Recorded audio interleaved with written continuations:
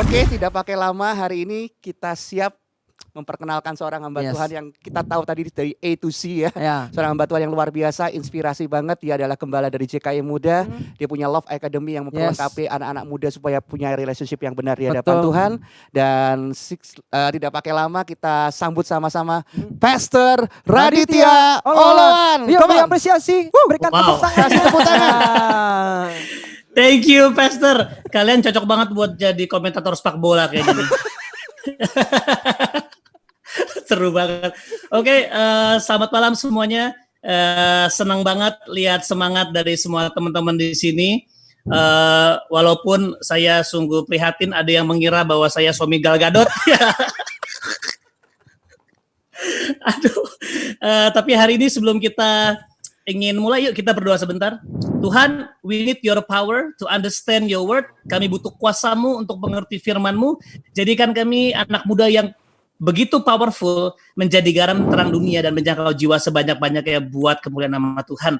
Terima kasih Yesus. Kami berdoa untuk semua jaringan, semua hati, semuanya dijaga dengan baik. In Jesus mighty name. Amin. Amin. Oke, hari ini kita akan belajar tentang bagaimana membangun pelayanan anak muda yang kuat dan juga berdampak selama dan juga setelah masa di pandemik ini. Teman-teman, kita tahu bahwa kita mengalami yang namanya masa-masa new normal. Ya, di mana everything changes ya. Banyak hal yang berubah, banyak hal yang diuji, dan saya merasa bahwa ini kebaikan Tuhan. Karena walaupun memang dengan ujian ini, kalau memang gereja kita nggak serius melakukan apa yang Tuhan mau, otomatis pasti kita goyang. Pasti kita akan mengalami yang namanya stuck. Pasti kita akan mengalami yang namanya tadi pagi Pastor Anton membahas keren banget tentang krisis. Tapi it's okay ya. Tapi it's okay kalau memang karena masa-masa pandemik ini ternyata kita nggak melakukan yang seharusnya, berarti ini kebaikan Tuhan untuk kita bisa melakukan sebuah perubahan. Katakan sebuah perubahan. Jadi bersyukur kalau hari ini kita mengalami stuck. Bersyukur kalau hari ini kita mengalami kebingungan. Karena teman-teman harus tahu Tuhan gak pernah bingung. Bayangin kalau Tuhan bingung. Ya. Jadi sadari bahwa Tuhan gak pernah bingung. Nah, untuk membangun pelayanan yang memang berdampak di masa-masa pandemik ini, dan juga setelah pandemik, kita perlu menanamkan sebuah root mindset atau akar cara berpikir. Karena akar cara berpikir, boleh klik, akar cara berpikir itu adalah sebuah keyakinan yang dibangun sehingga menghasilkan sebuah perilaku untuk kita bisa melakukan sesuatu. Semua dimulai dari root mindset. Kalau akarnya salah, maka percuma kita membuat sebuah aksi-aksi. Ya, kalau memang akarnya salah, percuma kita bisa membuat sebuah inovasi-inovasi. Karena selama akarnya tidak diperbaiki, maka buah yang sama akan selalu muncul. Nah, mari tanamkan bersama root mindset ini. Yang pertama, bukan pertama ya, ini yang utama. Bukan kita yang bangun pelayanan, tetapi Yesus yang bangun. Sampai selesai. Boleh sama-sama kita baca. Bukan kita yang bangun, tapi Yesus yang bangun rumahnya sampai selesai. Wow, ya. Matius 16 ayat 18 mengatakan, dan aku pun berkata kepadamu, engkau adalah Petrus. Di atas batu karang ini, I will build my church. Aku akan mendirikan jemaatku dan alam maut tidak akan menguasainya. Kita harus sadar bahwa kitalah gereja. We are the church. Jadi sementara kita mungkin bingung membangun pelayanan seperti apa, rumah Yesus Yesuslah yang bangun. Termasuk ketika teman-teman sedang membangun orang-orang. Sadari bahwa orang-orang itu adalah tubuh Kristus.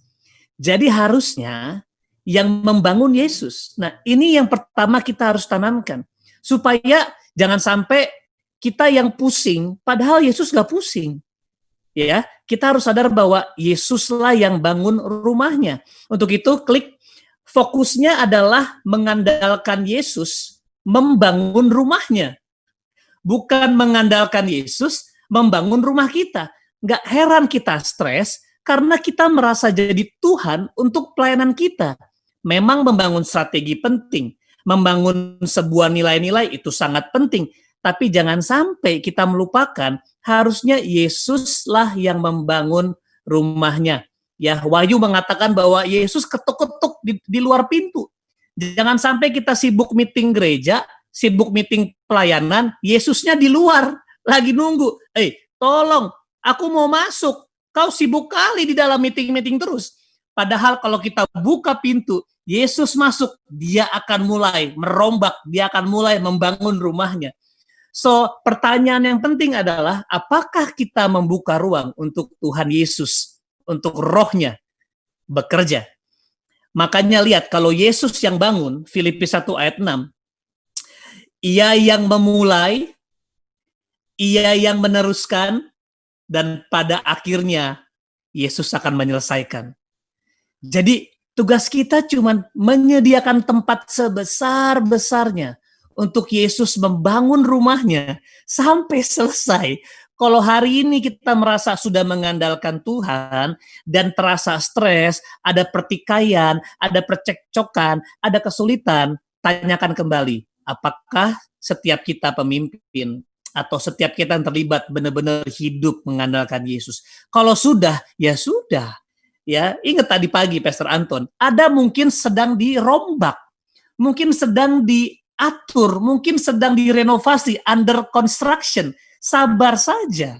Nah, masalahnya bisa jadi kita belum membiarkan Tuhan untuk membangun atau merombak.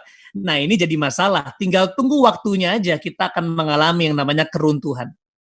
Tapi ketika itu terjadi, bersyukur. Selama kita melakukan buat Tuhan, segalanya baik. Amin. Nah, mana fokus saudara menentukan apakah saudara mengizinkan Yesus yang membangun atau bukan. Yang pertama, marketing. Kalau saudara sedang melakukan marketing, maka saudara sedang fokus kepada gereja saudara.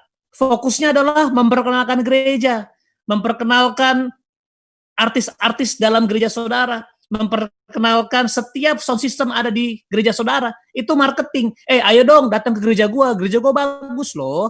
Ya, kursinya enak, pakai sofa, ada remote-nya, ada yang tukang pijitnya di belakang misalnya.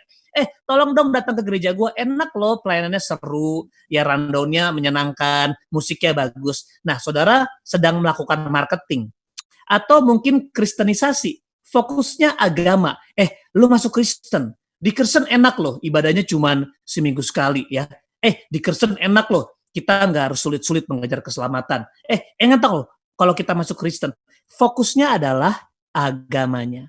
Tapi kalau kita fokus Yesus, maka Injil dan penginjilan adalah fokus utama. Apakah kita mengenal tentang Injil?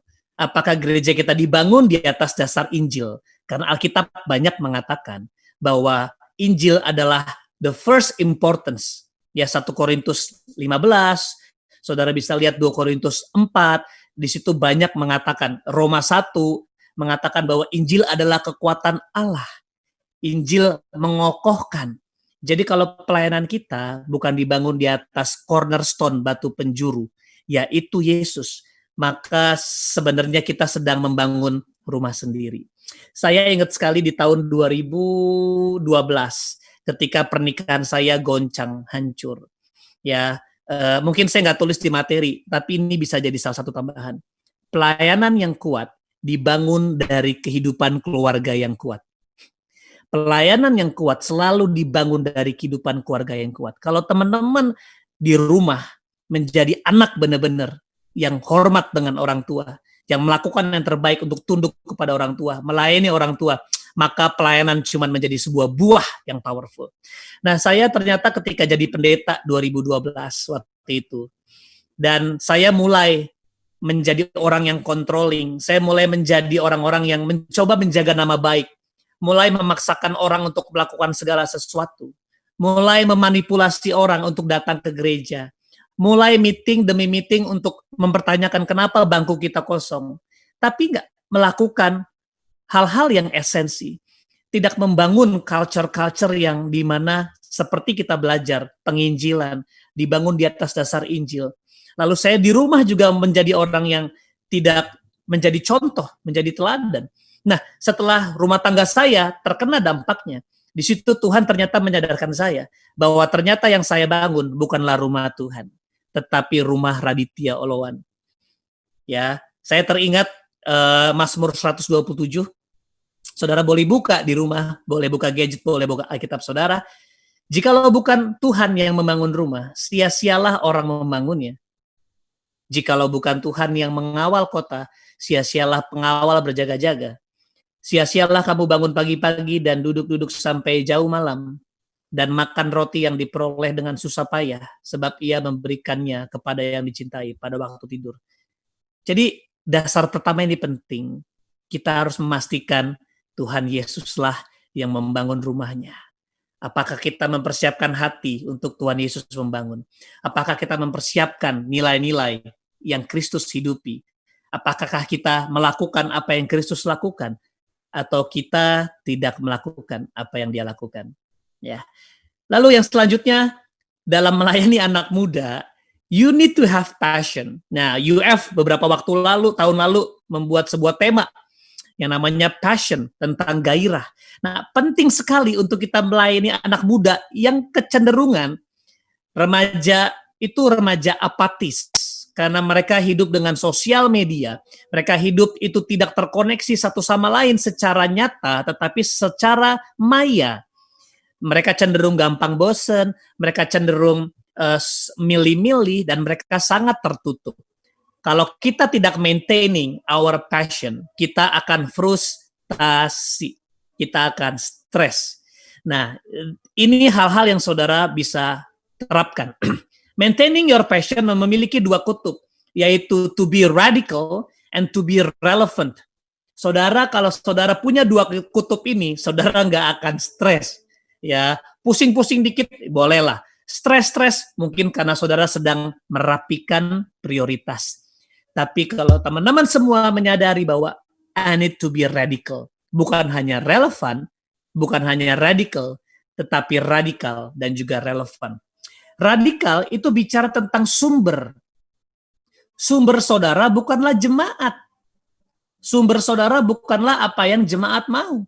Sumber saudara adalah Tuhan. Kalau kita melekat kepada pokoknya, maka ranting-ranting akan berbuah. Jangan sampai kita melekat sama ranting, melekat sama orang. Lah, ranting aja butuh pokok, kita gantungin, ya patahlah itu ranting. Ketika itu ranting patah, kita semua kecewa. Mari jadi gereja yang semua orang, termasuk pemimpin, bergantung sama pokok. Saudara akan menjadi powerful church. Lalu fully connected kepada Tuhan. Fully dependent kepada Tuhan and becoming like Him. Setiap kita itu punya goal menjadi seperti Kristus. Sama seperti Paulus mengatakan, follow me as I follow Christ. Jadi ini penting untuk kita menjadi radikal. Lalu yang terakhir, get moving and energy from. Bahwa kalau kita bergantung sama sumber, kalau kita fully connected, berarti kita akan bergerak dan mendapatkan energi dari sini. Mau mereka bertumbuh nggak bertumbuh, itu urusan belakangan. Saya ingat 1 Korintus 3 mengatakan, baik Apolos maupun Paulus, ya kita cuma menanam dan menyiram. Tugasnya Tuhan. Tuhan akan memberikan pertumbuhan. Jangan kebalik. Kita yang memaksakan pertumbuhan, lalu berdoa, Tuhan, tolong siram jemaatku, tolong tanam jemaatku, jamah mereka. Tapi kita nggak pernah berhubungan dengan mereka. Nah, ini masuk ke hal yang kedua, relevan. Tugas saudara adalah menanam dan menyiram. Biar Tuhan yang memberikan pertumbuhan. Mungkin bukan saudara yang menuai. Mungkin nanti ada tempat lain yang menuai. It's very okay. Ya, makanya to be relevant, kita harus menyadari bahwa jemaat kita adalah resources. Mereka sumber daya yang perlu kita kelola. Saya suka sekali juga kembali lagi tadi khotbah Pastor Anton, kita nggak perlu cari orang lain. Tuhan selalu pakai apa yang ada pada kita. 5 roti, 2 ikan kah? Ya, atau cuman 5 followers Instagrammu, atau cuman 10 jemaat yang Tuhan percayakan, itu cukup untuk mengubahkan dunia. Kalau kita menyadari mereka adalah sumber daya. Lalu relevan artinya adalah closely connected, terhubung dengan dekat. Lalu being useful, kita harus menjadi berguna buat mereka. Jangan-jangan kita membagikan apa yang anak-anak muda nggak butuhkan. Kita bagikan tentang akhir zaman terus, padahal yang mereka butuhkan adalah keluarga. Yang mereka butuhkan adalah pengampunan. Yang mereka butuhkan adalah Injil. Sebaliknya, apakah kita sebagai pelayan, sebagai ministry, memberikan apa yang mereka butuhkan? Becoming what they need. Bisakah kita menjadi apa yang mereka butuhkan? Saya sadar sekali bahwa anak-anak muda akhir-akhir ini, mereka walaupun kecewa sama gereja, but they keep coming back to church. Sadar gak sadar, mereka terus cari yang namanya gereja. Walaupun mereka cuma jadi pendatang. Kenapa? Sederhana. Kalau mereka mau nonton khotbah, gampang. Mereka cari di YouTube. Mereka mau dengar penyembahan, gampang. Cari Spotify. Sederhana. Tetapi satu hal yang gak pernah mereka bisa temukan di online, yaitu family. Keluarga. Becoming what they need adalah menjadi relevan. Bisakah kita menjadi relevan buat mereka? Moving and give energy to. Nah, kalau 2 hal ini kita maintain, radikal, connect sama Tuhan, and relevant, connect sama yang kita layani. Dan kita membutuhkan beberapa hal utama yang menurut saya dibutuhkan di era pandemik ini. Yang pertama, theology. Yang kedua, technology. Yang ketiga, talent. Ya, boleh diklik. Theology berbicara tentang what is the message? Apa pesannya? Kita lihat hari-hari ini banyak sekali anak-anak muda yang terdiskoneksi, yang pengen bunuh diri, yang memiliki mental isu. Makanya UF menangkap ini juga dan menghadirkan Ko Joshua Iwan untuk menghadirkan tentang emosi.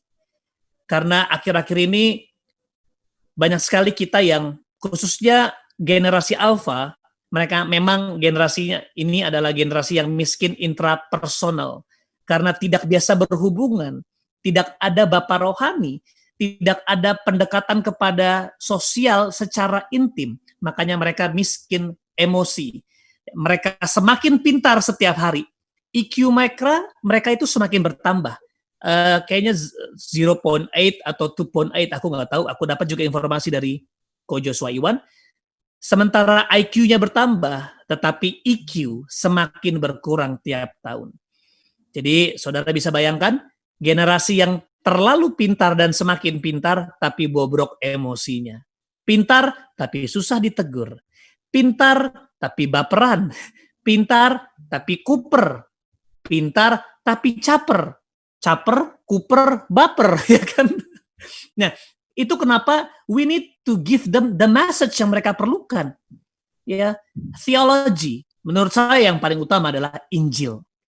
Injil itu sangat memerdekakan loh. Injil itu membebaskan. So, ini yang paling penting. Lalu teknologi, kita harus gunakan ini. Sulit, ya, tapi mari kita belajar. Nggak apa-apa, takes time.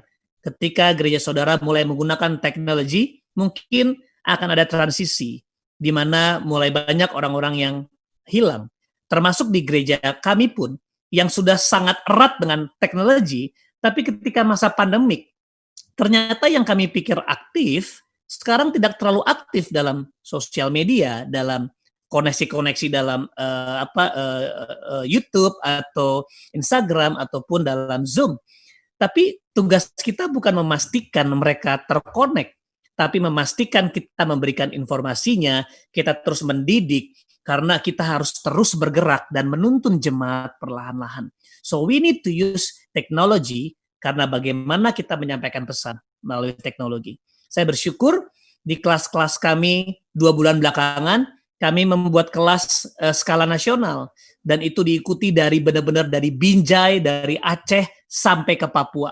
Dan saya bersyukur itu benar-benar yang ikut cukup banyak ya, melebihi jumlah yang kami harapkan. Dan artinya disinilah gereja berfungsi, benar-benar menjadi dampak buat Indonesia ataupun bahkan buat dunia, menjadi powerful, bukan hanya berfokus kepada dirinya. So, technology is very important. Yang terakhir, talent. Saudara sadar nggak bahwa gereja itu bukan membangun program, tapi membangun orang. Saudara sederhanakan program saudara untuk bisa membangun talent ini. Jangan cuman, oke, absen, puji Tuhan, baik. Datang komsel rajin, puji Tuhan, baik. Tapi apakah saudara membangunnya? Karena gereja akan terbangun sebesar dampaknya kita membangun kehidupan seseorang. Jadi kalau kita berharap gereja kita berdampak besar, apakah kita pedulikan pembangunan, development dari setiap orang-orang di dalam? Karena ingat bahwa people are the mission. People is the mission. Orang-orang ini adalah misinya. Kita memperlengkapi mereka menjadi dampak. Inilah yang Tuhan Yesus mau. Makanya Yesus fokus dengan dimulai dari 3 orang, Yohanes, Yakobus, dan Petrus, lalu kepada another 9 disciples, ya 12 orang, itu close relationship, lalu kepada 70, lalu ada 120, ya ada crowds. Jadi Tuhan nggak butuh banyak, saudara. Tuhan cuma butuh murid. Murid itu yang dibangun. Itu kenapa kita beralih kepada development. So, apakah kita gereja yang membangun atau kita gereja entertainment? Entertainment mungkin bisa bicara tentang sound system, alat-alat, itu tools, itu sangat memang diperlukan. Tetapi kalau yang esensi tidak dibangun, maka semua akan percuma. Atau mungkin kita nggak punya peralatan-peralatan, kita belum punya, tapi kita malah sibuk untuk mengentertain jemaat dengan message yang hanya mengkipas-kipas mereka saja, untuk membuat mereka tetap di gereja, atau bahkan mendesak mereka. Kalau saudara di sini nggak berubah, maybe this is not your house. Ya, kalau saudara mau di sini, mari kita bertumbuh bersama. Kita menanamkan Injil, kita menanamkan pembangunan supaya saudara berkenan dan saudara bisa menyelesaikan panggilan saudara di rumah ini. Nah, apakah kita melakukan itu? Atau kita cuma mengentertain jemaat? Itu menentukan apakah gereja kita, komunitas kita menjadi powerful atau powerless atau tidak berdaya. Pelayanan yang berpusat kepada pembangunan kualitas setiap individu ini penting sekali. Nah, saya nggak akan bahas dalam saudara, tetapi ada yang namanya the pattern of development. Saudara harus lihat, ini bukan menjadi sebuah metode, tapi saya coba melihat bagaimana sebenarnya Tuhan membangun setiap orang di dalam pelayanan kita. Ada 2 kutub, yang paling kiri dan paling kanan. Yang paling kiri adalah discipleship. Sebenarnya discipleship itu namanya adalah kemuridan. It talks about your life with Christ. Ini bukan tentang saudara dan orang-orang, tapi tentang bagaimana kita ikut dia, kita pikul salib, dan kita hidup buat Tuhan. Ini yang namanya kemuridan. Dan saya percaya sekali, kalau kita hidup sungguh-sungguh, mungkin kalau saya terjemahkan ke bahasanya Brother Frankie Kuncoro, orang-orang yang mengikut Yesus betul-betul adalah seorang penyembah. Makanya Tuhan mengatakan, dia melihat bahwa pada akhir zaman nanti ada orang-orang yang menyembah dia dalam roh dan kebenaran. Tuhan mencari penyembah, karena murid-murid adalah penyembah. Artinya, orang-orang yang mendedikasikan hidupnya sepenuhnya sama Tuhan. Dan kita lihat, apa efeknya kita hidup sebagai penyembah-penyembah. Jadi jangan sampai saudara fokus menjangkau orang, fokus membuat fasilitas, tapi saudara nggak hidup sebagai penyembah, nggak mengenal Tuhan, nggak hidup dalam devosi firman Tuhan. Saudara tidak memikul salib, maka saudara sedang bangun apa? Apakah kita sedang membangun rumah kita sedang membangun kita membangun rumah kita sendiri, kita membangun tempat untuk mengentertain saja, atau kita membangun rumah Tuhan. Yohanes 12 ayat 32, dia bilang, setelah kita membangun kehidupan dalam penyembahan atau sebagai murid, lihat efeknya. Ya, Yohanes 12:32, kita mengatakan, dan apabila aku ditinggikan dari bumi, aku akan menarik semua orang datang kepadaku. Wow. Saya percaya bahwa harusnya gereja itu tidak sibuk marketing.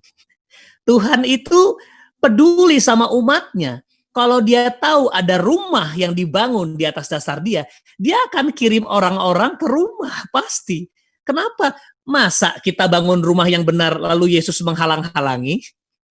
Justru menjadi pertanyaan, kenapa rumah kita tidak bertambah? Apakah Yesus yang menghalangi supaya orang-orang tidak ke rumah kita? Ke rumah yang kita sedang bangun. Kalau kita meninggikan Yesus, Tuhan Yesus akan kirim jiwa-jiwa kepadanya. Sudah pasti. Jadi jangan habiskan budget buat marketing. Habiskan budget untuk membangun orang-orang di dalamnya. Ya, bangun semua budget-budget, pedulikan orang-orang, bangun hidupnya, bangun kuliahnya, pedulikan orang-orang kalau lagi nggak bisa sekolah, pedulikan. Kalau lagi butuh sakit, kita masukkan itu ke situ. Membangun kepedulian. Makanya budget jangan untuk marketing, sayang. Gitu ya. Karena Tuhan Yesus selalu mengirimkan jiwa-jiwa. Apakah kita nggak perlu mencari jiwa-jiwa? Perlu juga. Kita perlu keluar untuk reach out. Tetapi saya percaya kalau kita membangun dasar yang tepat, maka bukan yang kita mencari, tapi kita dipertemukan. Sama aja kayak cari jodoh. Bukan cari jodoh bro, tapi dipertemukan. Ya kan? Sama aja.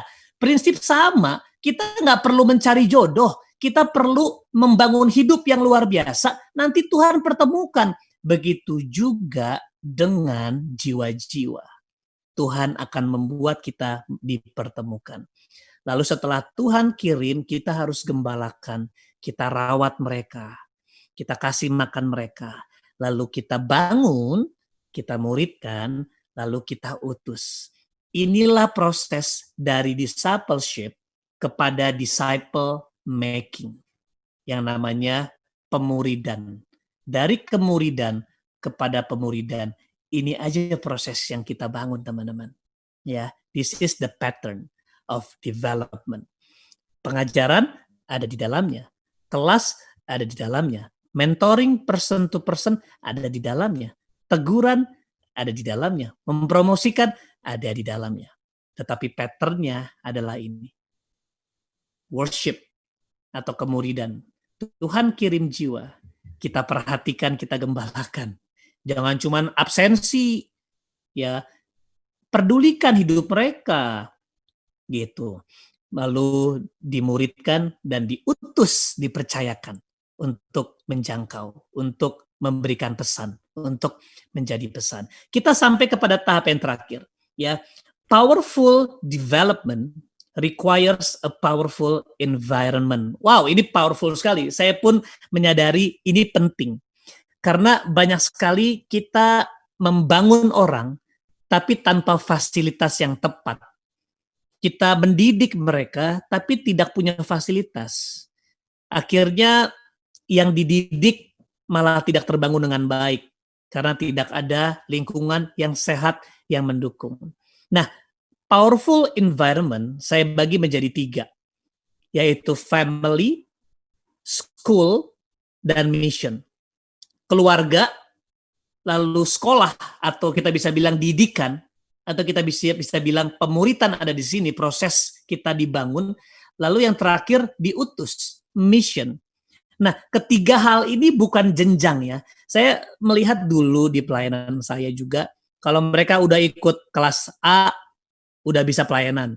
Kelas B, udah bisa punya komsel. Lalu pas kelas C, oh udah pemimpin. Kita pikir selesai. Bukan begitu tahapan yang Yesus bangun. Family, school, and mission. Ini sebuah rotasi yang sifatnya dinamis, yang tiga-tiganya dibangun. Selalu ada dalam keluarga, selalu ada dalam proses pemuritan, selalu ada dalam proses pengutusan. Family, school, and mission. Kita mulai yang pertama.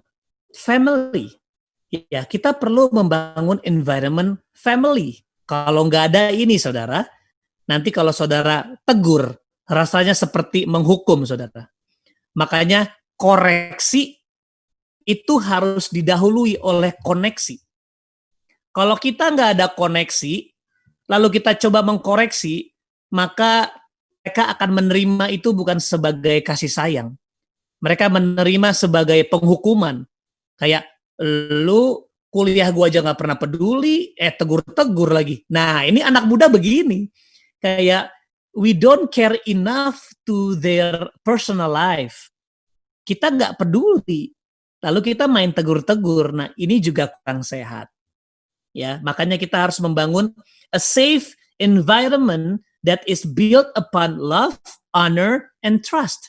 Kita membangun lingkungan yang aman, lingkungan yang safe, supaya mereka bisa dibangun dalam kasih, hormat, dan kepercayaan. Wow, to build trust, to build honor, rasa hormat, dan kasih. Saya ada ayat salah satu yang paling saya favoritkan tentang kasih, itu di 1 Korintus 13 dalam terjemahan The Passion Translation. Saya terjemahkan ke Indonesia jadi seperti ini. Kasih adalah tempat berlindung yang aman. Aman buat apa? Bisa dibilang, bisa nggak gerejamu menjadi tempat yang aman untuk orang mengeluarkan kejelekannya? Kalau kamu hanya mau terima yang baik-baik aja, jangan jadi gereja. Ya, mendingan jadi showroom, ya kan? Karena kalau saudara membangun sebuah pelayanan gereja, gereja itu tempatnya orang berdosa. Jadi justru kelemahan mereka, kepalsuan mereka, kelicikan mereka, kegelapan mereka akan keluar. Karena ini prinsip terang. Terang selalu mengungkapkan kegelapan. Justru semakin kita dekat, kegelapan setiap orang akan terlihat. Tapi beberapa dari kita, ketika kegelapannya terlihat, kita mengatakan, waduh ini bahaya, ada roh jahat di sini. Lalu dibuang, lah ya ini bahaya.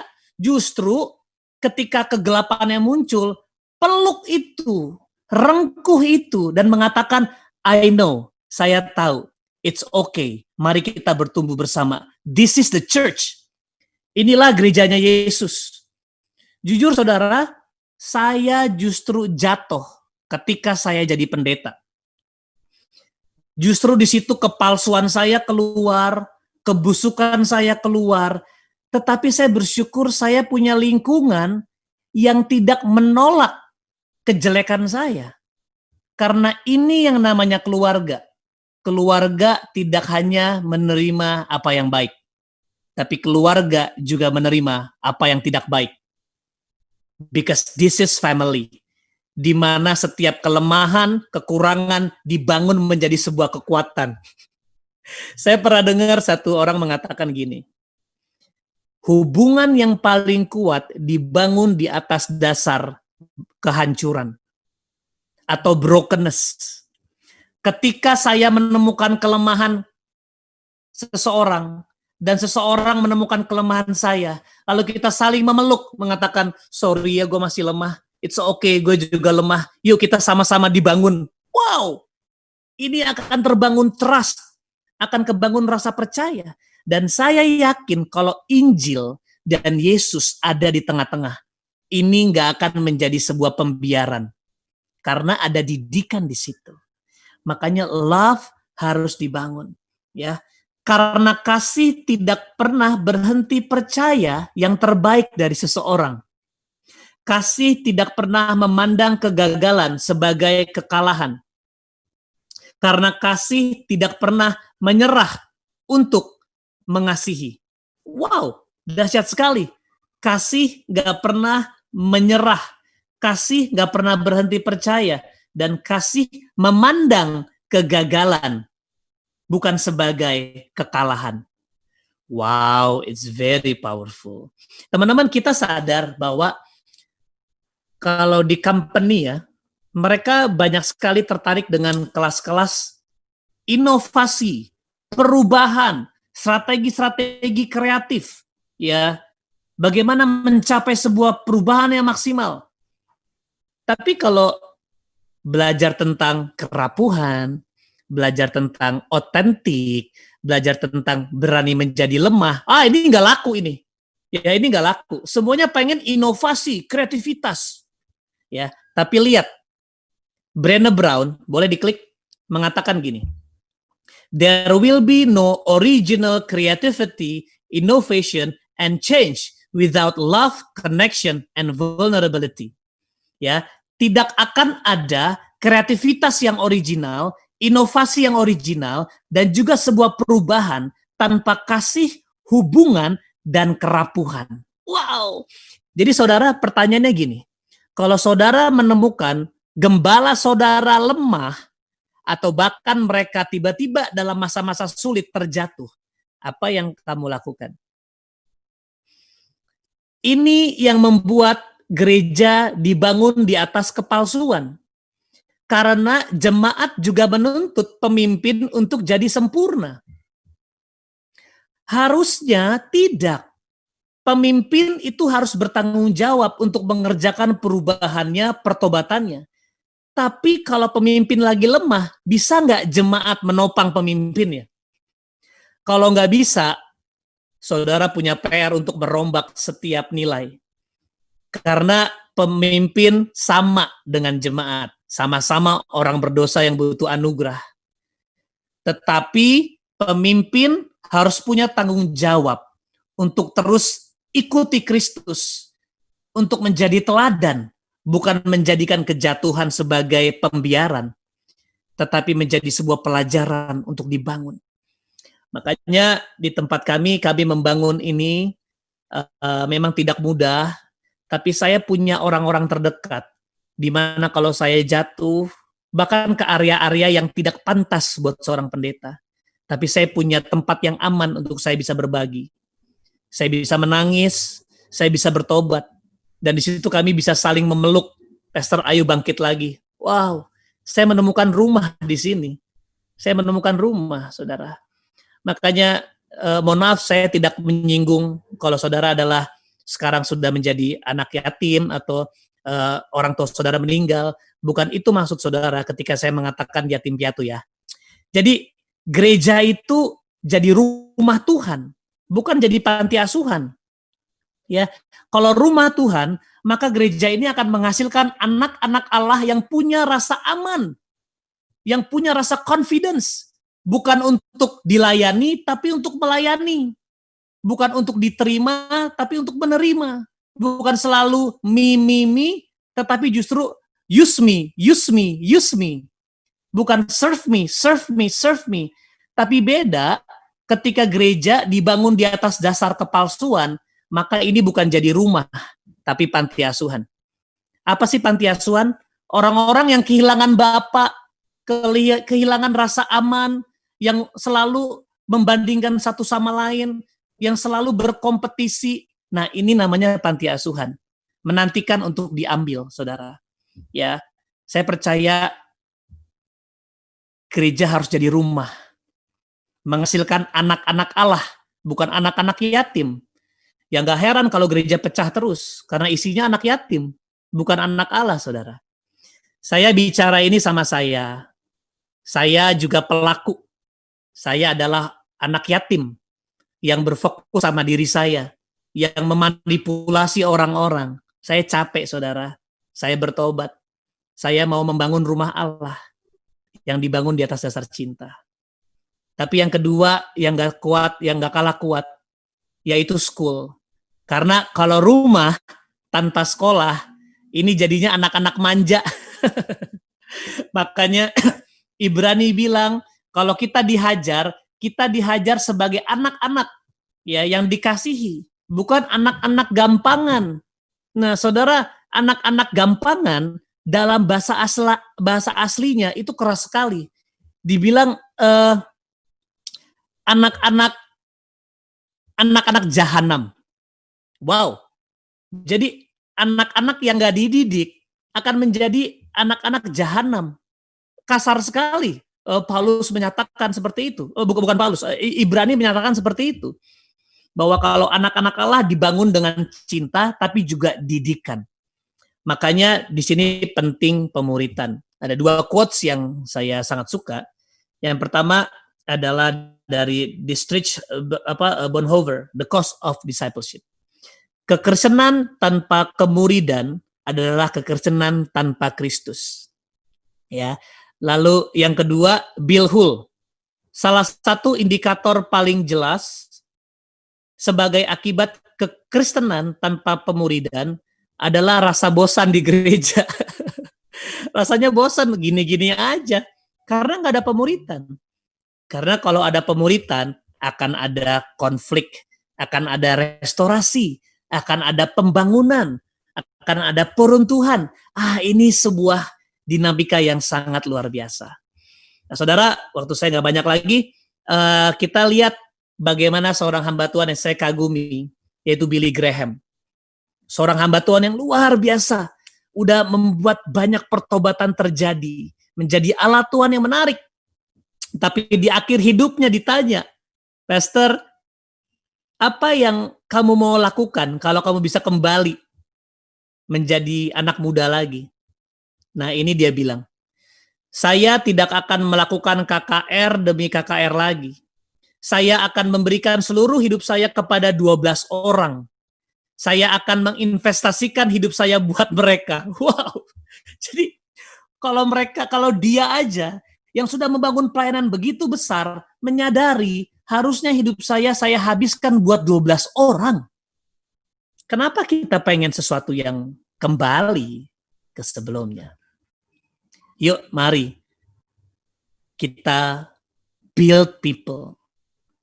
Cari orang-orang di sekitar saudara yang saudara bisa terhubung dan saudara bisa bangun.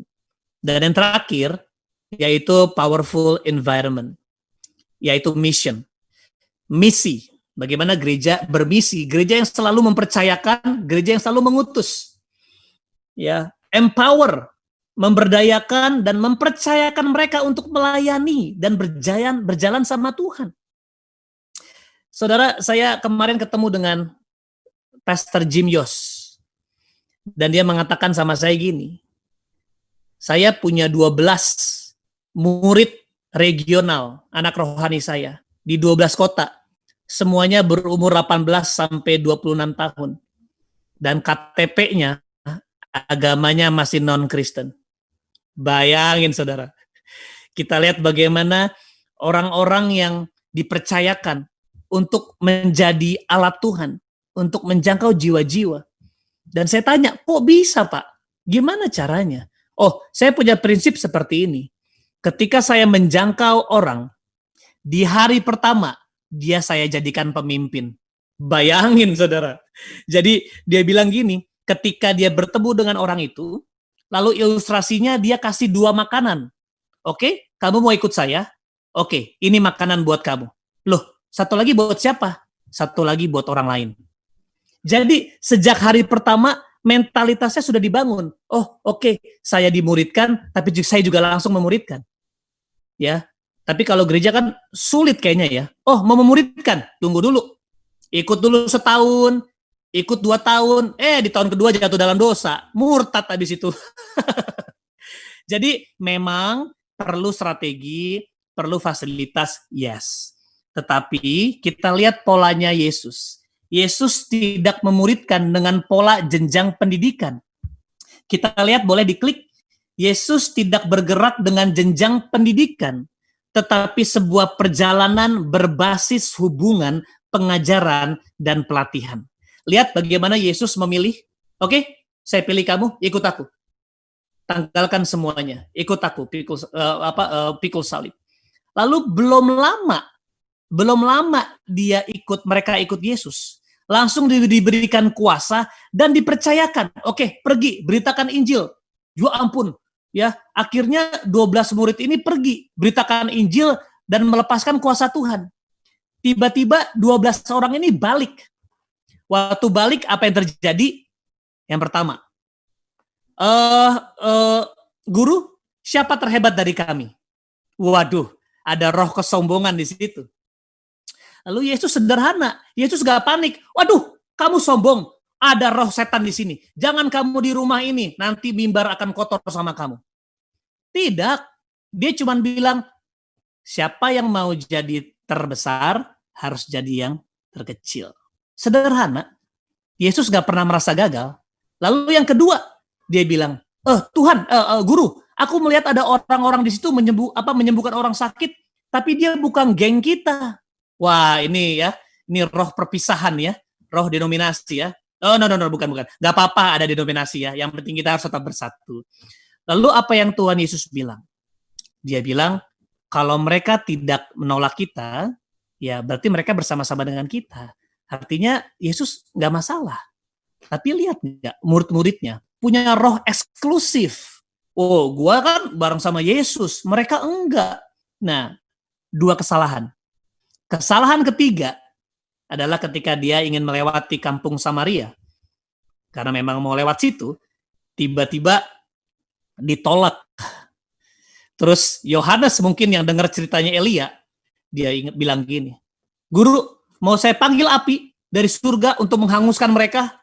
Bayangin, ada roh pembunuhan di situ. Lihat, Yesus mempercayakan misi kepada murid-muridnya dalam waktu yang sesingkat-singkatnya, dan ketika kembali, ada roh kesombongan, ada roh eksklusif, dan roh yang membunuh. Tapi menarik, setelah itu, Yesus cuma mengajar.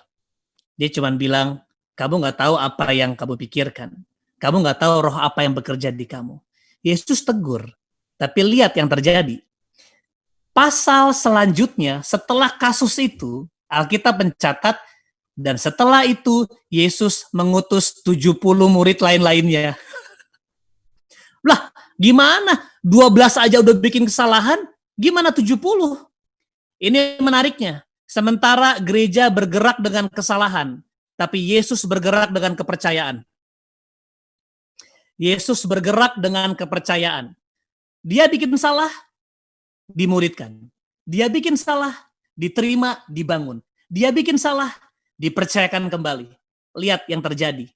Walaupun 3,5 tahun pelayanan Yesus, murid-muridnya tinggalin Yesus. Apa yang Yesus lakukan setelah Yesus bangkit? Dia kejar lagi murid-muridnya. Kenapa? Karena Yesus dipimpin oleh kasih. Kasih gak pernah berhenti percaya.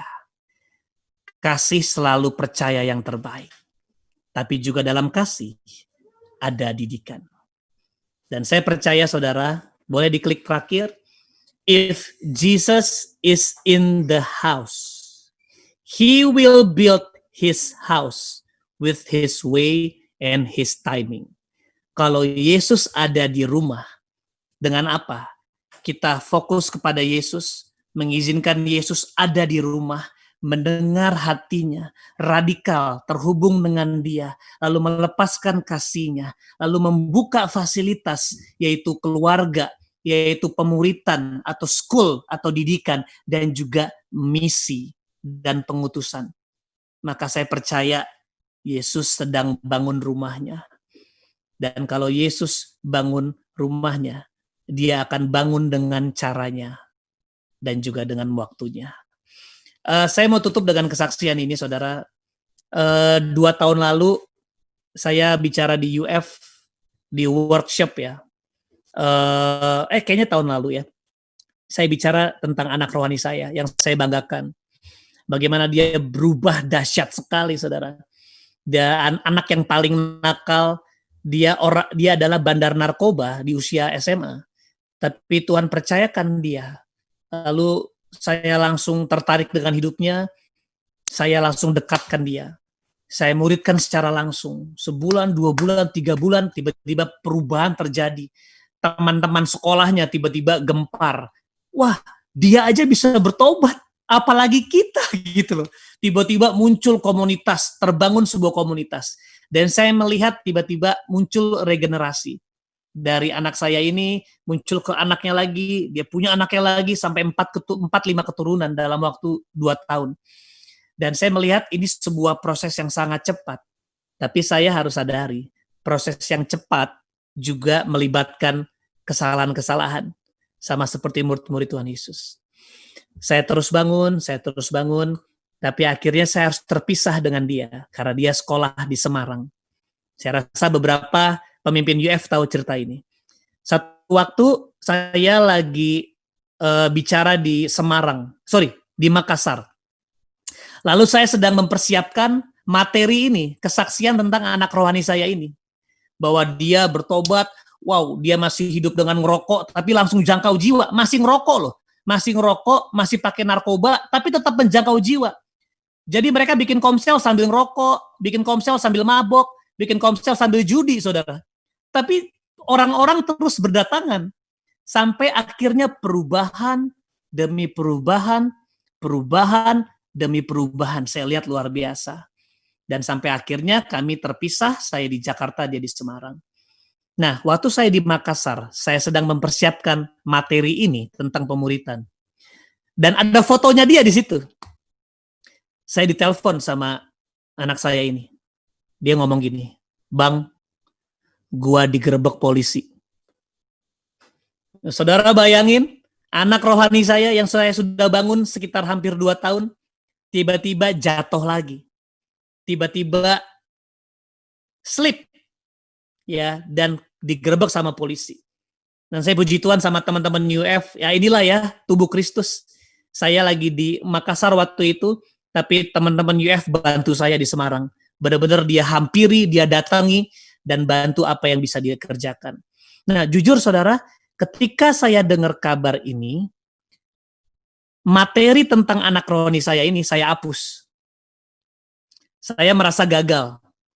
Saya bilang, Tuhan, saya mau sharing tentang pemuritan menggunakan kesaksian dia. Tapi sekarang ternyata dia digerebek polisi karena dia jatuh lagi dalam narkoba. Waktu saya hapus slide-nya, saya berdoa sama Tuhan. Saudara tahu nggak? Saya menangis karena Tuhan tegur saya di situ. Waktu saya berdoa, Tuhan ngomong gini, Radit, kenapa kamu hapus slide-nya? Tuhan cuma bilang gini, apa yang dia alami bersama dengan saya, itu kisah saya dengan dia. Wow. Dia cuma bilang, jangan sampai kisahnya dia dihapus hanya gara-gara hari ini dia jatuh. Karena apa yang dia alami bersama dengan saya, that's my story, Tuhan bilang. So, saya nangis, saya benar-benar nangis, saya merasa gagal, dan saya bilang, Tuhan ampuni saya. Saya tahu saya bukan mentor yang gagal. Saya tahu Tuhan bukan Tuhan yang gagal. Saya akan tetap berdiri buat anak saya ini. Dan akhirnya saya taruh lagi dia di slide. Dan saya bersaksi di gereja besar. Saya bilang, hari ini sebelum saya mempersiapkan materi, tiba-tiba anak saya telepon dan anak saya ditangkap. Dan saya sempat hapus slide-nya. Tapi hari ini, saat ini, saya taruh di depan saudara. Sebagai bukti bahwa saya akan muridkan dia seumur hidup. Gak peduli dia gagal di tengah-tengah jalan, tapi saya mau hidup sama seperti Yesus hidup. Kalau saya aja gak setia, Tuhan tetap mau mati buat saya. Apa yang terjadi dengan anak saya? Walaupun dia gak setia, saya tetap mau berdiri buat dia. Dan hari ini puji Tuhan, walaupun hidupnya belum sempurna, tapi dia menjadi orang yang berpengaruh di kampusnya. Hari ini dia tetap bersekutu dengan kami. Saya lihat dia konsisten dalam perubahannya, walaupun kami berjarak, jadi tidak terlalu dekat dengan kami, sehingga mungkin ada hal-hal yang belum terfasilitasi dengan baik. Tapi kalau saudara ingin memuridkan, target saudara bukannya orang itu berubah, tapi target saudara harus menjadi Yesus buat dia seumur hidup. Dan saya percaya Tuhan Yesus akan bekerja. Saya berdoa supaya saudara diberkati teman-teman dan saudara nggak sendirian. Jangan pernah merasa menjadi pemimpin yang gagal. Tuhan bersama dengan kamu. Jangan patah menyerah, jangan patah semangat. Kamu bukan pemimpin yang gagal. Kamu cuman pemimpin yang membutuhkan Tuhan. Yuk kita berdoa sebentar yuk. Tuhan Yesus, terima kasih karena Engkau hadir di hidup kami. Aku berdoa untuk setiap teman-teman yang mendengarkan hal ini. Kami mungkin sedang capek, frustasi, kami merasa gagal, atau bahkan kami sedang membenci anak-anak yang kami layani. Kami membenci teman-teman pelayanan kami. Tuhan, hari ini kami mau bertobat. Kalau Tuhan aja tetap setia sama kami, walaupun kami nggak setia, kami mau ambil kasih-Mu itu untuk kami jadikan prinsip utama kami, untuk kami membangun teman-teman kami, membangun orang-orang yang Tuhan percayakan. Mereka bukan orang-orang yang gagal, Tuhan. Mereka hanya orang-orang yang terhilang, yang membutuhkan cinta Tuhan, yang membutuhkan didikan Tuhan, yang membutuhkan kepercayaan Tuhan. Tuhan, kami sadar tugas kami adalah menanam dan menyiram. Tuhan Yesuslah yang memberikan pertumbuhan. Terima kasih buat pahlawan-pahlawan yang saya bangga banget Tuhan hadir di tempat ini, yang mau membangun umat-Mu, membangun generasi ini. Kuatkan mereka Tuhan, karena kami semua nggak mampu tanpa Tuhan. Kami bodoh, kami angkuh, kami kadang-kadang cuek. Tapi hari ini kami mau sekali lagi berserah sepenuhnya sama Tuhan dan membangunnya bersama dengan Tuhan. Karena ini bukan rumah kami, ini rumah Tuhan. Terima kasih Tuhan Yesus. Di dalam nama Yesus kami sudah berdoa dan mengucap syukur. Amin. Amin. Wow. Masih merinding sih, bro. Luar biasa. Saya merasakan ada Tuhan di sini ya. Yes, we feel the God's presence in here, seriously. Ya. Thank you so much, Pastor Adit. Ya. Mungkin bisa beri apresiasi Thank dulu you, buat thank you, Pastor Pastor. Adit. Tangan dong buat Pastor Adit. Beri apresiasi buat Pastor Adit Wawan Yeah. yang menyampaikan dengan sangat baik dan sangat luar biasa. Saya percaya bahwa teman-teman pasti semua di-empowering, diberkati Sangat. sekali. Sangat. Dan di-refresh kembali ya. Ya. Mungkin saat ini lagi ngalami, aduh capek banget. Tapi setelah dengar apa yang Pastor Adit sampaikan tadi, itu akan menjadi sesuatu yang menguatkan kembali. Nah ini waktunya question and answer. Yes, Pastor Adit, ini ada pertanyaan dan menurut saya ini cukup sensitif ya. Jadi saya ingin bacakan. Pastor Adit tadi berbicara bahwa gereja menjadi suatu tempat yang aman bagi orang berdosa. Bagaimana jika itu adalah kasus pelecehan seksual di antara sesama pelayan mimbar? Saat pendeta tidak bisa memberi ketegasan atau merangkul korban atau mendisiplinkan pelaku dan korban memilih untuk pindah dari gereja tersebut. Apakah sikap tersebut salah? Dan apakah memang begitu sikap pendeta seharusnya menjadi netral dan dalam tanda kurung ya? Karena korban merasa gereja tersebut bukan tempat yang aman untuk dia dan sempat terganggu secara psikologis. Oke, jadi kasus seperti ini pun terjadi di tempat kami, ya. Dan kami menyadari bahwa gini, setiap orang yang mengalami pelecehan seksual, ya, kalau memang konsep pelecehan seksual berarti diperkosa ya, mungkin dipaksa secara seksual. Betul. Saya rasa ini harus ditelusuri. Jadi memang ini kenapa pentingnya jemaat dan pemimpin gitu ya, harus menyadari semua pendekatan harus kontekstual dan juga berdasarkan relasi. Ya, nah seringkali ketika ini terjadi langsung kita hanya ada di luaran. Gak bisa, kita harus masuk ke dalam karena tidak semua kasus bisa diselesaikan dengan cara yang sama. Tapi yang pasti harus ditinjau, artinya harus diajak bicara kedua belah pihak.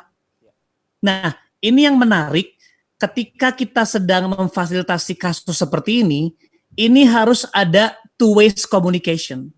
Jadi sebagai pemimpin ini yang berat. Kalau memang kedua orang tidak bisa terbuka, kita nggak bisa paksa. Nah, seringkali ketika kita melihat kasus ini, ya ada oknum-oknum yang memang mereka nggak mau terbuka. Ya. Nah, ketika tidak ada keterbukaan, disiplin harus ada di situ. Ya. Sebagai contoh, kalau memang sebagai pemimpin, ya harusnya dia bisa dia bisa ceritakan kepada at least layer 1 kepada pemimpin untuk mengatakan bahwa ya oke, orang ini jatuh dalam area seksual. Dan kita sebagai pemimpin harus berdiri, saudara. Ya. Kita mengampuni, kita merestorasi, dan kita memberkati. Tapi ada yang kedua, tanggung jawab. Kalau misalnya pemimpin udah jatuh ke area seksual, lalu langsung khotbah lagi, saya rasa kita sedang memberikan pesan buat jemaat bahwa keadaan ini dibiarkan. Ya, jadi saya rasa untuk seorang pemimpin harus ada didikan, tapi dalam kasih.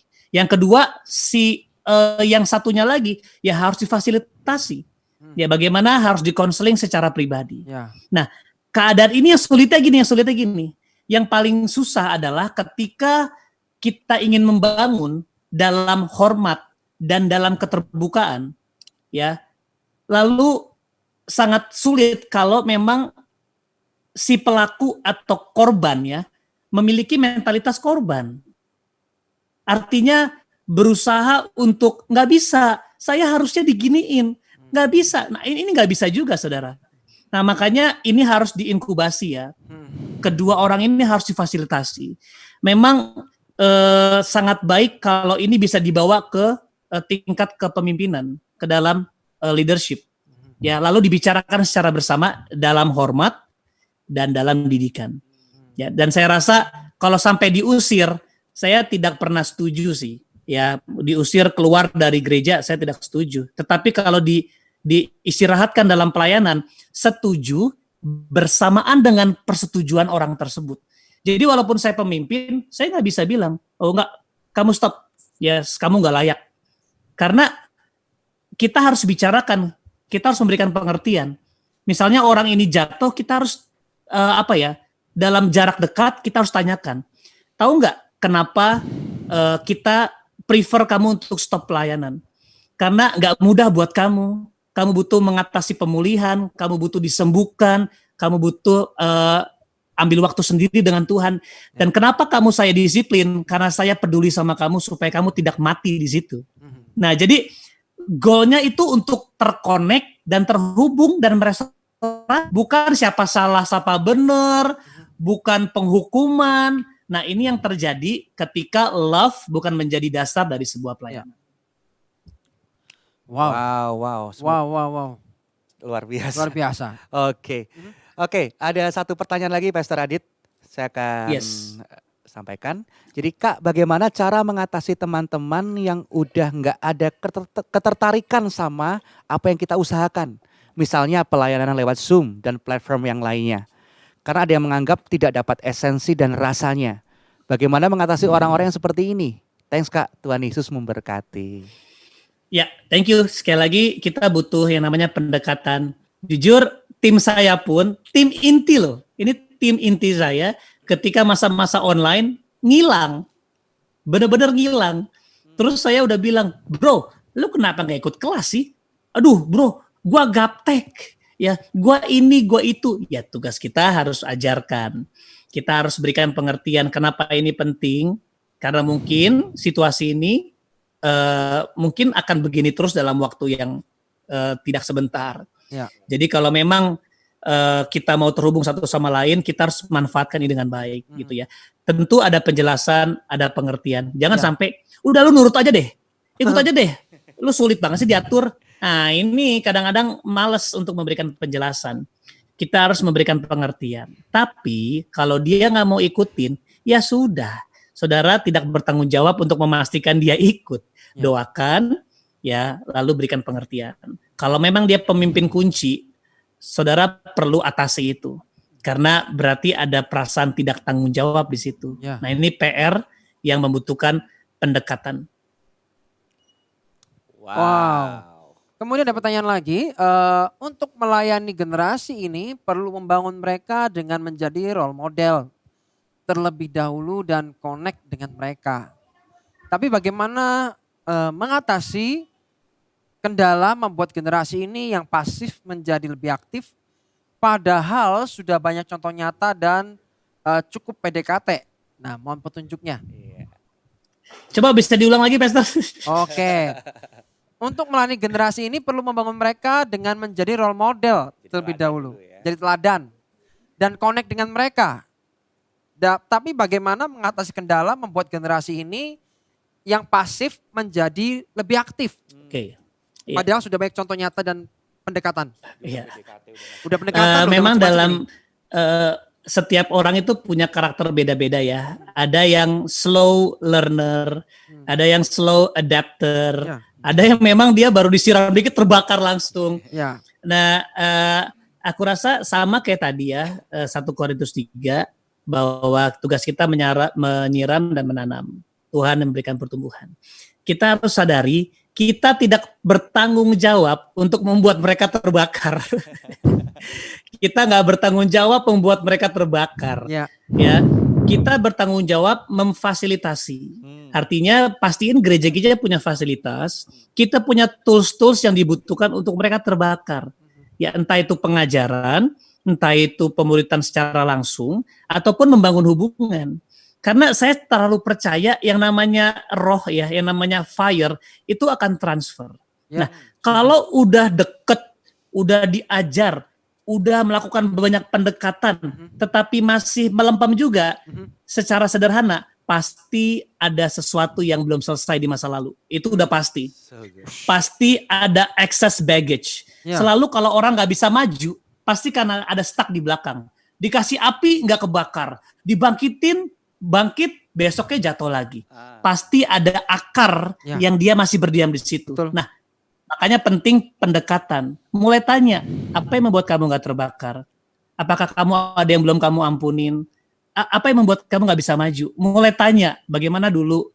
Adakah hubungan kamu dengan orang tua? Kamu pernah dilecehkan seksual apa enggak? Kamu pernah dibully apa enggak? Apakah ada trauma?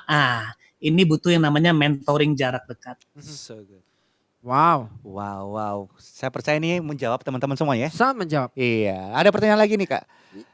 Bagaimana mengatasi anak muda di zaman alpha yang IQ-nya bertambah, tapi IQ-nya berkurang? Ya. Yes. Jadi sebenarnya kita perlu terkonek ya. Kita perlu terkonek. Nah, dari semua yang paling mahal, semua dimulai dari hubungan, koneksi. Ya, koneksi adalah awal dari sebuah influence.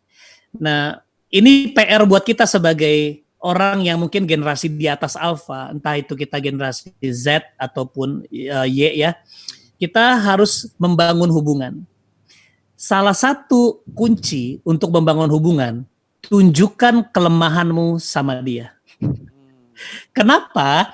Karena generasi apatis itu udah kenyang sama orang jago, orang hebat, orang luar biasa. Tetapi untuk orang yang bilang gini, sorry, kamu sama aku gak jauh beda. Kalau aku mau buka sama kamu, mungkin hidupku lebih hancur dari kamu. Aku mungkin pemimpin, tapi aku masih berjuang. Aku masih punya kelemahan-kelemahan loh. Tapi aku percaya justru walaupun aku lemah, aku gak mau untuk tetap lemah. Karena aku percaya masa depanku. Nah, jadi ada korelasi antara kelemahan dan komitmen. Nah, generasi alpha ini butuh melihat pemimpin yang apa adanya. Ya, kalau nggak rusak jangan dirusak-rusakin ya. Jangan. Saya juga hancur kok, jangan. Karena pasti kita punya kelemahan. Atau mungkin kita punya kesombongan, kita punya keangkuhan, kita punya ketakutan. Share your fear. Itu akan membantu mereka terhubung sama kamu. Wow. Great. Ada pertanyaan lagi? Bagaimana cara atau strateginya untuk bisa mengajak orang lebih mau terlibat dalam pelayanan sebagai mentor youth atau campus ministry? Karena kan seharusnya discipleship khususnya Next Gen adalah tugas bagi semua elemen gereja. Oke, hal ini perlu pendekatan personal. Jadi yang pertama itu kalau yang kami biasa lakukan, saya bangun hubungan, itu pasti yang pertama. Tapi yang kedua, ketika saya melakukannya, saya ajak dia. Jadi saya nggak di depan berkhotbah, ayo kamu harus muridkan jiwa, kamu harus cari jiwa, kamu harus dibangun. Enggak, kalau saya ajak ke rumah, ajak main PS dulu. ajak main, FIFA, aku set, FIFA. lalu ya saya pasti pakai tim terbaik ya, itu Chelsea. Chelsea. Lalu saya United main, ya. terus waktu lagi main saya ngobrol, gimana keluarga lu? Nah di situ saya lagi bangun koneksi. Abis itu ajak dia ke saya pelayanan. Makanya saya kemana-mana saya pasti ajak anak-anak. Ketika saya lagi bicara, lalu saya berkhotbah atau apapun, saya bilang gini, lu lihat gue ya. Oke, udah kita bicara, terus nggak nutup kemungkinan saya panggil dia. Oke, saya hari ini membawa anak rohani saya, boleh maju? Udah kaget, udah maju aja. Itu artinya saya mempromosikan mereka. Sebelum mereka layak, saya harus promosikan. Karena untuk dia mau ikut Tuhan aja, itu sebuah selebrasi besar loh. Jadi sebelum mereka ngelakuin apa-apa, kita rayakan kemenangan mereka. Udah mau ikut Tuhan, udah mau ikut kita, udah mau dimentor. Ya, abis itu baru mulai ajar gimana cara bersaksi, gimana cara menginjil. Lalu percayakan mereka. Ya, misalnya salah satunya contoh gini. Kalau ada orang konseling di Instagram saya, area yang saya tahu anak rohani saya punya, lalu saya kasih nomornya anak rohani saya. Lalu saya telepon, bro, nanti ada orang baru kenal, dia butuh bantuan, lu tolong bantu layani ya. Masalahnya sama kayak lu. Habis itu dia menghubungi, akhirnya anak-anak kita belajar melayani. Yang menariknya, ketika dia telepon saya, dia menangis. Dia bilang gini, bang, gila bang, ternyata kelemahan gua bisa jadi kekuatan bagi banyak orang. Ketika dia layani, orang itu akhirnya dijamah Tuhan, bang. Wow, ini pengalaman yang kita harus bangun. Ya, jangan tunggu dia hafal Alkitab dulu, jangan tunggu dia lulus jenjang-jenjang yang tertentu, tapi mulai belajar percayakan. Tapi jangan hanya percayakan, juga dampingi. Karena tipe seperti ini pasti memunculkan kesalahan demi kesalahan. Wow, percayakan dan dampingi. Betul. Bukan penjorokan rohani, bro. Jangan dijorokin doang ya. Kebanyakan cuma dijorokin doang loh. Dampingan enggak. So good. Sebenarnya, Pastor Anton, sebenarnya jorokin nggak apa-apa. Tapi waktu kita jorokin dia, kita juga loncat ke dalam. So good, I like that. Berarti jegur bareng-bareng ya, kejebur bareng-bareng. Iya, gitu. So good. Keren. Oke. Pastor Adit ada pertanyaan lagi nih. Jadi, Yes. Kak, bagaimana cara mengatasi sebuah komunitas yang hanya terus berfokus dengan kuantitas Nah gitu? loh. Nah, ini menarik nih, mesti mewakili Oke. banyak Ini teman-teman klasik, nih. ini klasik sih. Iya. Ya, memang ini jawaban yang tidak mudah ya. Tapi gini, kalau memang kamu terbangun di situ, kamu berjumpa dengan Tuhan di situ, kamu melihat Tuhan di situ, kamu melihat bahwa Tuhan bekerja di situ, dan ada satu bagian yang kamu nggak setuju bahwa mereka berfokus kepada jumlah, dan ngomongin mereka otomatis dimulai dari beberapa orang. Ya. Ngomongin beberapa orang selalu dimulai dari sedikit orang. Betul. Dimulai dari sedikit orang selalu dimulai dari satu orang. Ya. Nah, cari yang orang sedikit itu, which is pemimpin, coba ajak bicara. Karena siapa tahu mereka memang punya goal kuantitas, tapi di balik itu mereka nggak menghilangkan esensi juga. Menurut saya it's okay ya. Makanya butuh pendekatan. Kamu akan memahami pemimpinmu kalau kamu punya hubungan. Ya. Dan saya rasa kalau kamu cuma sekedar di luar, ya udah mau pemimpin ngapain aja, mendingan kamu diam aja. Kalau kamu sudah beri kontribusi, kalau kamu terjun di dalamnya, baru kamu boleh bicara. Ya. Karena selama kamu cuma penonton, aku rasa percuma juga kamu ngomong. Jadi pastiin kamu terlibat di dalamnya, pastiin kamu berkontribusi, lalu kamu melihat sesuatu hal yang kurang tepat, boleh kamu untuk bicara. Bicara sebagai anak, bicara sebagai keluarga. Kayak, Kak, kenapa sih kita harus fokus begini? Ya. Siapa tahu dia mendapatkan pemahaman baru. Oh, kenapa kamu berpikir seperti itu? Lah, kamu coba jelasin. Kalau kamu bilang, iya soalnya kata Pastor Radit, ya percuma. Ya, oh soalnya aku kata, enggak, jangan. Buktiin dulu dengan hidupmu Ya. bahwa this is the right thing. Dan kamu ajak diskusi. Ya, makanya penting kamu bangun relasi dengan pemimpin. So good. Keren. Kemudian nih, ada lagi nih, Mas Radit. Kak, tadi dalam membangun powerful environment, ada hal-hal yang diperlukan. Ada family, school, mission, di mana akan membutuhkan proses dan waktu yang tentunya tidak singkat. Bagaimana diterapkan dalam sebuah komunitas kampus yang terbatas waktu? Biasanya 4 tahun ya, 4 tahun kurun ya. waktunya 4 tahun. Jangan dilama-lamain malah juga. Jangan nanti gak harus lulus. Oke. Saya rasa ini relate sekali dengan yang tadi mission ya. Ya. Yesus tidak bergerak dengan jenjang pendidikan, tetapi sebuah perjalanan berbasis hubungan, Ya. pengajaran, dan terakhir pelatihan. Nah, makanya strategi itu sangat penting. Saya memang bukan orang yang tadinya suka berstrategi, Ya. tapi saya mengikuti kelas-kelas bahwa ternyata selain kita harus hidup dengan spiritual ya, dengan ketuhanan gitu ya, dengan hubungan dekat sama Tuhan, tapi kita juga perlu buat yang namanya supernatural strategy atau strategi yang spiritual. Nah, makanya perlu yang namanya proses. Kita bangun prosesnya. Contohnya, misalnya mereka 4 tahun. Nah, bikin aja proses. Memang kalau di kuliah kan ada waktunya. Berarti perlu dibikin jenjang. Oke, tahun pertama kamu memang khusus belajar firman Tuhan. Kamu nggak perlu mentoring. Kamu belajar firman Tuhan, belajar kemuridan tadi, discipleship, hidup, pikul salib, mengaku dosa, mengampuni, ya prosesnya ke diri dia dulu. Nanti kalau kamu naik lagi, kita bikin tahapannya. Masih sama, tapi kamu boleh perhatiin, boleh punya buddy, atau punya mentor. Nah, kamu mulai belajar bersaksi, mulai kasih belajar untuk ini itu, percayakan tanggung jawab. Tahun ketiga, mulai menjadi mentor untuk di angkatan pertama misalnya. Nah, itu perlu dibuat proses. Sampai kepada pemimpin yang di atasnya, oke, kamu sudah fokus mentorin mentor. Ya.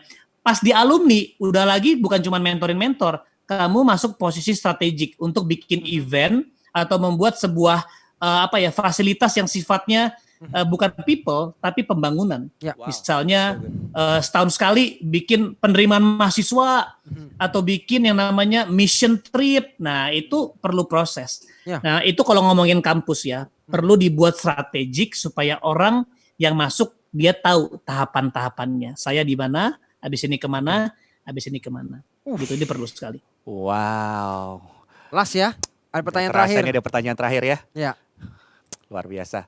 Oke, ini pertanyaan terakhir untuk dari teman-teman semuanya dan hopefully ini akan mewakili teman-teman semuanya ya. Jadi bagaimana cara mengatasi dan memulihkan jemaat yang tidak mau datang ke gereja karena mereka merasa tidak layak dan banyak dosa untuk datang ke rumah Tuhan. Ini dia. Gitu. Ini banyak nih. Iya, oke. Tadi ada 3 hal ya, teologi, teknologi, dan talent. Nah, ini yang saya bilang teologi. Sebenarnya gereja itu kan dibangun di atas dasar Injil.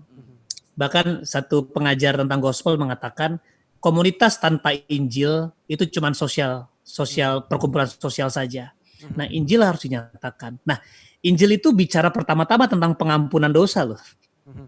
Dan pengampunan itu is the beginning of our journey. Ya. Nah, kita harus sadari bahwa pengampunan itu pintu pertama, tetapi bukan seluruhnya. Artinya ketika kita masuk ke pintu pertama, dia akan bawa kita ke dalam kehidupan dalam kerajaan sorga, di mana kita bisa mengalami berkat, mengalami tuntunan, dan membawa surga untuk hadir. Jadi kita harus berikan pengertian. Yang di pintu aja belum selesai, gimana kita mau hidup sebagai anak-anak Tuhan yang membawa misi kerajaan sorga. Nah, aku rasa ini kenapa pentingnya pengajarannya dan konten dalam sebuah gereja. Memang gospel itu harus jadi utama, bukan jadi motivational church, sekedar membuat orang itu dimotivasi untuk bisa berjuang dan tetap fight. Itu boleh jadi adisional dan itu cukup baik. Tapi dasar Injil, bahwa dia menyadari saya sudah diampuni dan selalu diampuni, dan saya telah ditebus, saya sudah jadi manusia baru. Nah, ini yang penting karena tubuh Kristus itu disebut orang-orang kudus loh. Artinya orang-orang berdosa yang dikuduskan. Ini dasar utama sekali. Nah, kalau sampai jemaat begitu, ya mungkin pemimpin harus cek ulang bagaimana dengan sistem pengajaran kita di gereja.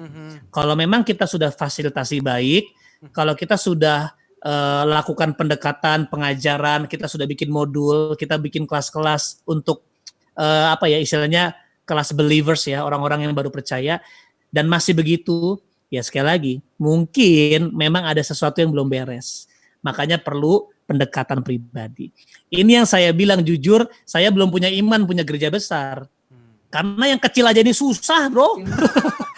Yang kecil aja susah karena harus personal. Jadi ini saya sudah melihat nih, waduh, ini nggak terlayani. Saya harus mikir, saya harus bangun pemimpin supaya yang itu terlayani. Betul. Makanya saya bilang dalam waktu 3-4 tahun ini, bahkan saya punya target 5 tahun ke depan saya mau 300 orang. Jadi kami punya namanya build project. Selama 5 tahun kami membangun 300 pembawa pesan. Ya, pembawa pesan menjadi utuh dan asli, which is untuk menjadi pesan bagi orang-orang luar. Nah, itu mimpi kami memang cukup kecil ya. Tapi kami berharap 300 orang ini yang udah militan, 300 yang siap diutus kemana-mana, yang siap mungkin bangun gereja lagi, bangun komunitas lagi, bangun network, dan sebagainya. Itu kenapa gereja itu butuh, saya suka Pastor Alfi, gereja itu harus sekecil mungkin untuk membuat dampak sebesar mungkin. Boom. Yes. Luar biasa. Thank you, Pastor kasih tepuk tangan dong buat Pastor Adit. Thank you, Luar guys. biasa. Thank you, Pastor. Such a powerful session ya. Luar biasa. Bisa nggak Pastor Adit sekali lagi berdoa buat kita semuanya? Let's pray, Pastor. Yuk, boleh. Yuk teman-teman, mari kita berdoa. Tuhan, terima kasih for this family, Unlimited Fire family. Aku berdoa bahwa bukan hanya saya dan juga para fasilitator yang adalah keluarga, tapi every one of us adalah keluarga Unlimited Fire. Kami percaya kamilah api-api yang sedang dibangun di Indonesia ini Tuhan, untuk memercikan api ke seluruh bangsa, ke seluruh pelosok, apalagi melalui sosial media ini Tuhan. Hari ini kami bisa menjangkau seluruh pelosok di dunia. Aku berdoa supaya roh-Mu yang membangun hidup kami menerjemahkan setiap firman-Mu dengan sederhana dan membantu kami untuk mengaplikasikannya. Aku berdoa untuk setiap pemimpin yang merasa gagal, biar dihancurkan setiap intimidasi di dalam nama Yesus. Tapi juga berikan kemampuan untuk melakukan sebuah perubahan yang diperlukan untuk membangun setiap generasi. Tuhan, terutama berikan keberanian untuk meruntuhkan. Berikan keberanian untuk merobohkan. Berikan keberanian untuk riset ulang. Kami percaya di dalam permulaan Tuhan ada sebuah akhir. Kalau kami nggak mulai yang baru, maka tidak ada akhir yang baru. Tuhan, let your power, let your love, let your affection, biar kasih-Mu menjadi energi utama kami, menjadi passion kami untuk menjangkau generasi. We pray that your power, your dunamos, ya Tuhan, itu bekerja dalam diri kami, membangkitkan kami, dan kami gak bisa berhenti. Ketika kami berhenti, seperti ada tulang-tulang kami yang terbakar. Kami percaya sama seperti murid-murid-Mu ketika Petrus, Yohanes dihalangi untuk tidak memberitakan Injil. Lalu mereka mengatakan, bagaimana saya bisa berhenti atas apa yang saya lihat dan saya dengar bersama dengan Yesus. Tuhan, biar pengalaman kami dengan Yesus yang menjadi energi utama kami. Sehingga kami menjadi generasi yang powerful, unstoppable untuk mengubahkan dunia ini. Terima kasih Bapa, terima kasih Tuhan Yesus. Kami siap terus untuk diutus, dibangun di dalam nama Yesus. Dan semua yang siap-siap untuk membakar bangsa ini, sama-sama kita katakan, Amin.